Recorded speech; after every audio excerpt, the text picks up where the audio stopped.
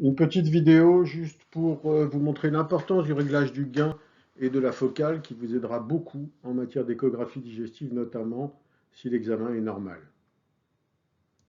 La plupart des machines aujourd'hui sont des machines automatiques avec des réglages automatiques du gain et de la focale. Il faut savoir que ces réglages sont faits préférentiellement pour les organes pleins, notamment le foie et la rate ou les reins, et qu'ils sont un peu moins efficaces en matière de digestif, même si vous pouvez programmer des pré-réglages avec votre ingénieur.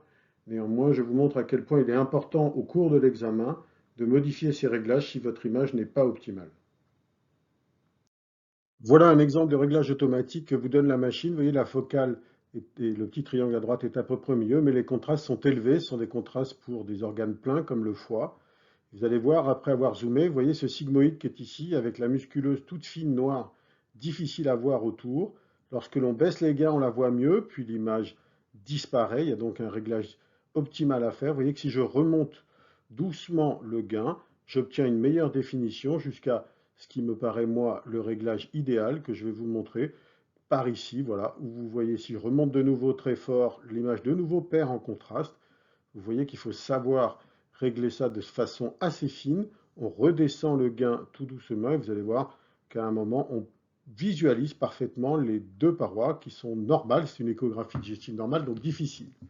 Le rôle de la focale après, je vous montre. Vous voyez ici, pour moi, ça c'est le bon réglage. La focale est bien placée.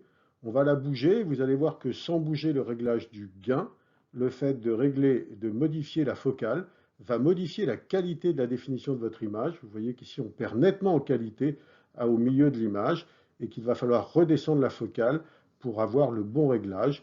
Je vous invite donc à regarder sur vos machines et à savoir régler ces deux données, le gain et la focale, de façon à avoir des images optimales qui sont nécessaires en échographie digestive compte tenu de la petite taille des structures. Je vous remercie.